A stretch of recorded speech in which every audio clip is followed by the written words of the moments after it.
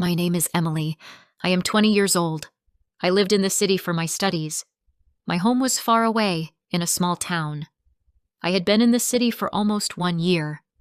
Then my college gave me a long holiday, so I decided to return home. The train was slow, but I did not mind. I looked out the window and watched the green fields. I felt excited. My mother had called me many times that day. She asked about my train. She wanted to know when I would reach home. Her voice was happy. She said she was waiting for me. I thought maybe she just missed me a lot. When the train stopped at the station, I picked up my bag. I walked out and took a taxi to my town. It was already evening. My mother opened the door when I arrived. She hugged me very tightly. Her eyes were wet. "My dear Emily, you are home," she said. I felt warm in her arms. I want to ask you something before I go on. If this story touches your heart, please subscribe, share it, and leave a comment where you are listening from. Your support means a lot to me. Now let's continue. After we sat in the living room, I asked my mother for a glass of water, but she did not move. She just gave me a strange smile. "Your water is coming," she said. I was surprised. A moment later, a young man entered the room with a glass of water. He looked shy. His hands were shaking a little. He gave me the glass and said softly, "Here, please." I looked at him. He was tall and slim. His hair was dark, and his eyes were blue. He seemed around 22 years old. I smiled and said, "Thank you." My mother's face shone when she saw him. Then she said, "This is John. He will stay with us for some time." I looked at her with surprise. "Stay with us?" I asked. She said, "Yes, dear. John lost his parents last week. He has no house. I decided to help him. He will live with us now." I felt a little unsure, but I also felt sad for him. "I am sorry for your loss," I said to him. He only gave me a small smile. That night we had dinner together. My mother asked John to sit at the table with us. He ate quietly. He did not speak much. I wanted to ask him many things, but I thought maybe he was still sad. After dinner, my mother went to her room. John helped me clean the dishes.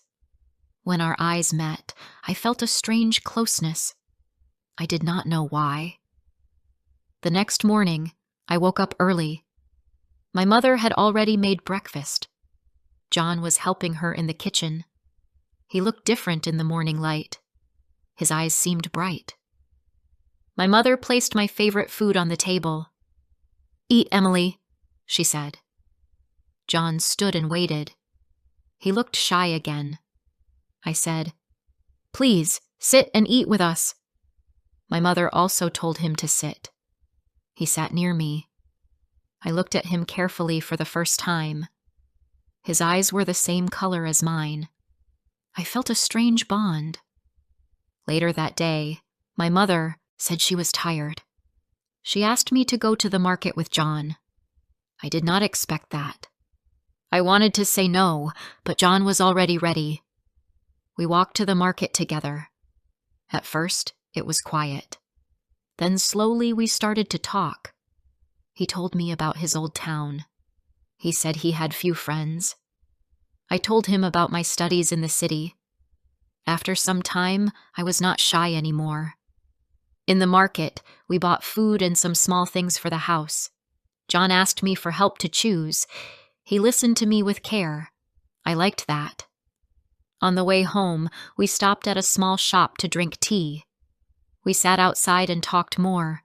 The air was cool and the street was busy. For the first time, I felt happy to be with him. I forgot about my mother waiting at home. When we came back, I thought my mother would be upset because we were late. But she was not upset at all. She was smiling. She even asked me to take John to the park the next day. I did not understand why she wanted us to spend time together, but I agreed. That night, I could not sleep. I thought about John's blue eyes. I remembered his quiet smile. He was a stranger, but it felt different. I asked myself, why do I feel this way? Is this my first love? The next morning, I woke up with the sound of birds outside my window. The sun was bright. I washed my face and looked into the mirror.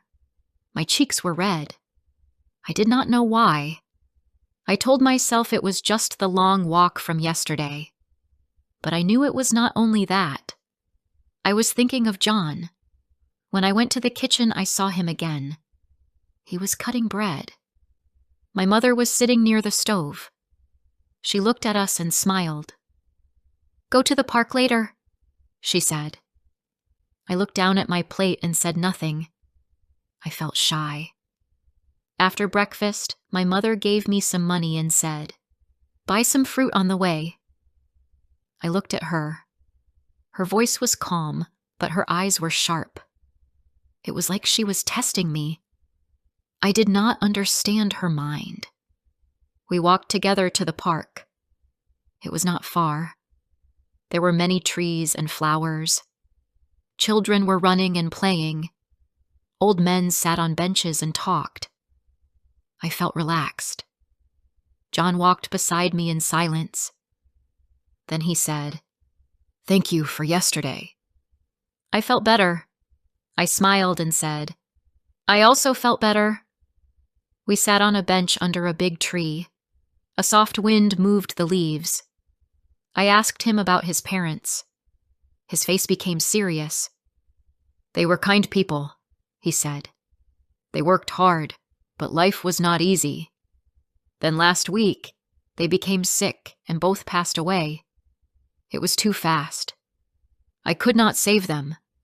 His voice was low. My heart felt heavy for him.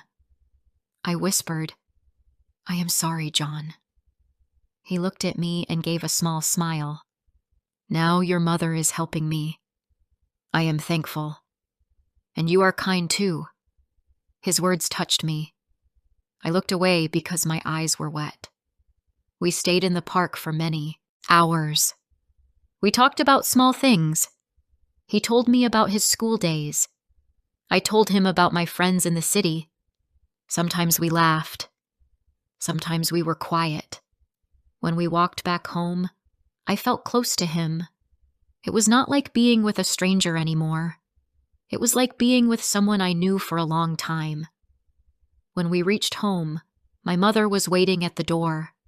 She looked at both of us carefully. Then she smiled and said, "You are late again. Did you enjoy?" I said yes. John also said yes. She did not look angry. Instead, she looked too happy. That night at dinner, she asked John many questions. "Did Emily talk a lot? Did you feel good at the park?" I felt shy. I wanted her to stop, but John answered politely. He said, "Yes, she is kind." My face became hot. I looked at my plate. The next few days passed in the same way. My mother always asked me to go with John, to the market, to the park, or to buy things for the house. Slowly, I began to like these small trips. We laughed more. He started to tease me sometimes. He was not always shy now. I also felt free with him. One evening, we sat in the yard under the moonlight. My mother was inside. We talked softly. Then for a short moment, our eyes met. I felt my heart beat faster. I could not move. He did not move either. There was silence. Then he whispered, "You have the same eyes as me." I felt my face burn. I quickly looked away. But deep inside, I knew I liked him. That night when I went to my room, I lay on my bed and thought only of him. I smiled alone in the dark. I asked myself, is this love? Is this what people call first love? The next day, John helped me in the garden. We planted flowers together. Our hands touched when we passed the tools. He looked at me and laughed. I laughed too, but my heart was shaking. When my mother saw us, she looked pleased. She said, "You two look good together." My face turned red, but I also felt happy. But that happiness did not last long. A few days later, my mother changed. Her face was not bright anymore. She stopped asking us to go out together. She even asked John to stay away when I went to the market. I did not understand. Why was she different now? One night I went to her room and asked, "Mother, what is wrong? Why do you act like this? At first you wanted me to be with John. Now you push him away. What is in your mind?" She looked at me with a serious face. She said, "Emily, listen. I wanted John to feel at home. I did not want him to feel like a servant. That is why I asked you to spend time with him. But you must not think more than that." Her words hurt me. I said, "But Mother, I like him. I feel happy when I am with him." She shook her head. "No, Emily. You cannot like him in that way. Forget this thought. It is not right." She spoke in a strong voice. Then she told me to leave her room. I went back to my bed and cried. I could not understand. Why was she stopping me now? I loved her. I respected her. But I also felt something strong for John. My heart was divided. The next morning, I avoided John. I did not look at him, but he noticed. He asked, "Emily, are you angry with me?" I shook my head, but I could not tell him the truth. My mother was watching us. Days passed slowly. I missed talking to him freely. I missed walking to the park. I missed his blue eyes. I felt pain inside. I wanted to tell him that I liked him, but I was afraid of my mother. One evening, John knocked on my door. I opened it and looked at him. His face was serious. "Emily," he said, "I must ask you, do you feel the same as me? Because I feel close to you. I think of you all the time." His voice shook. My heart jumped. I wanted to say yes, but I thought of my mother. Tears filled my eyes. I whispered, "I do, John. I like you too." We stood in silence. Then he held my hand for the first time. My hand was small in his. I felt safe, but I was also afraid. At that moment, my mother's voice called from the hall. "Emily, where are you?" I quickly pulled my hand away. My heart raced. John looked down. Then he left the room. That night, I could not sleep again. I kept thinking about his words, his hand, his eyes. I also thought about my mother's serious face. Something was wrong. She was hiding something. But what? The next week, my mother invited some guests to the house. A woman and her daughter came. The daughter was very pretty. She had long blonde hair and wore a nice dress. My mother smiled and said, "Emily, this is Mary. She is the daughter of my friend. I want John to meet her." My face went pale. I looked at John. He looked confused. My mother asked them to sit together. She acted like a matchmaker. I felt pain in my heart. I could not believe my own mother was doing this. When the guests left, I went to her room and shouted, "Why, Mother! Why do you do this? Why do you want John with another girl? You know I like him." My voice broke. She looked at me with tears in her eyes but said nothing. She just closed her eyes and turned away. After that day, the house felt heavy. John was quiet. I was sad. My mother looked sick. She often stayed in her bed. She told me she was tired. The doctor said she must not take stress. I felt guilty. Maybe I had hurt her with my anger, but I could not stop loving John. My heart did not listen to me. One evening, I saw him in the garden. I walked up to him. I whispered, "I do not care what my mother says. I love you, John. You are my first love." He looked at me with wet eyes. He said, "I love you too." We hugged under the dark sky. At that moment, I felt both happy and scared. Happy because of love. Scared because of my mother. I did not know the truth yet, but I knew there was a secret. My mother was hiding it. A secret that could break my heart. The next morning was quiet. The house felt heavy. My mother stayed in her bed. She looked pale. I tried to give her food, but she ate only a little. John helped me clean the kitchen. We did not speak much. Both of us were worried. Later that day, I sat beside my mother. I held her hand. "Mother," I said softly, "why are you doing this to us? Why are you stopping me from loving John? Please tell me the reason. I cannot live in pain like this." Her eyes filled with tears. She looked away. "Emily, you cannot marry John. It is not possible. You must trust me." I felt angry and sad. But why? Give me one reason. I love him and he loves me. Why are you against it? You wanted me to spend time with him before. Now you want to break us apart. Please tell me the truth." My voice shook. She turned her face to the wall. "Not now. You will know one day. But please, do not ask me again." Her words cut my heart. I wanted to cry, but I stayed silent. That night, I went to the backyard. John was waiting there. His face was serious. "Emily," he said, "I cannot stay like this. I love you, but your mother does not want it. What should we do?" I looked into his blue eyes. My voice was soft. "I do not care.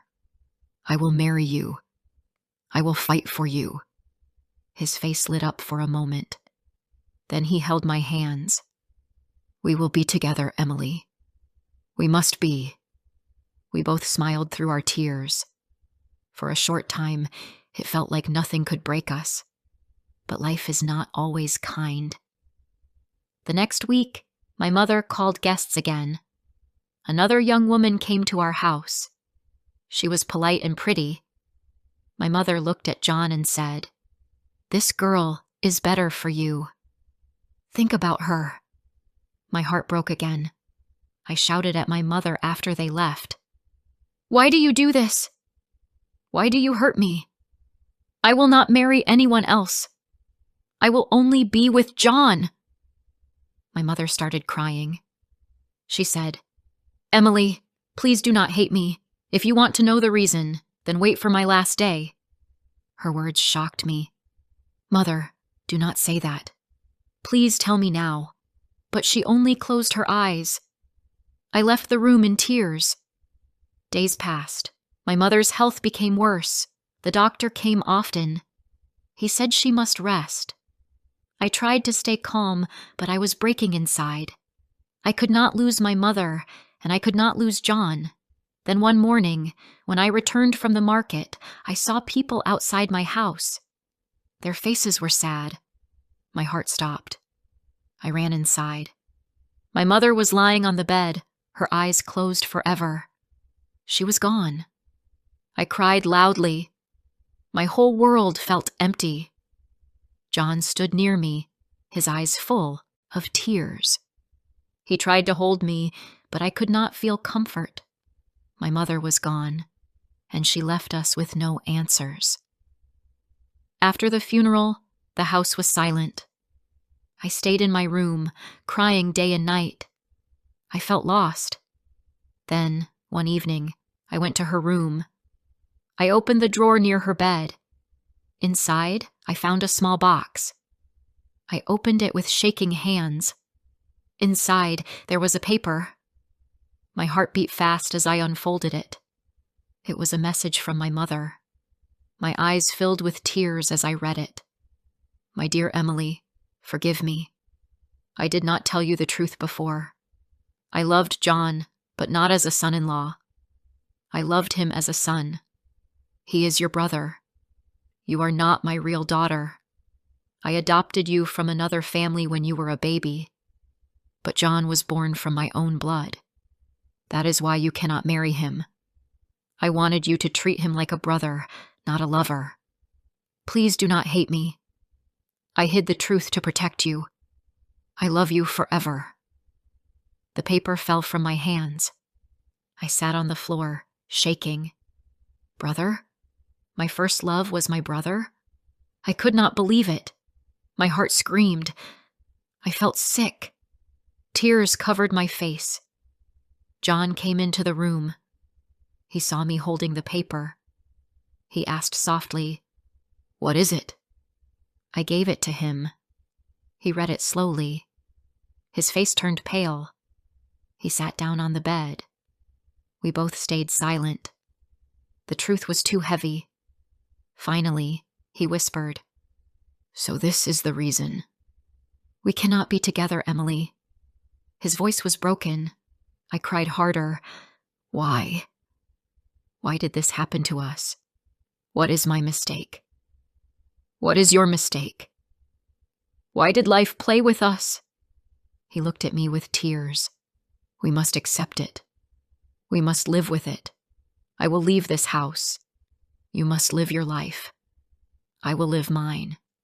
But I will always care for you, as a brother. I felt my heart break into pieces. My first love was not mine. It was a secret I never knew. A secret that destroyed my dream. Days turned into weeks. John left the house. I stayed alone. I often sat in the garden, remembering his smile, his voice, his eyes. I wanted to forget, but I could not. He was my first love, and also my brother. Now I am 20 years old. I lost my mother. I lost my first love. I lost the life I wanted. But I learned something. Love is not always easy. Sometimes love is pain. Sometimes truth hurts more than lies. Still, I keep going. I study. I live. I breathe. I carry the memory of my mother, who loved me even if I was not her real child. I carry the memory of John, who was my first love and also my brother. This is my story. My first love was a secret I will never forget.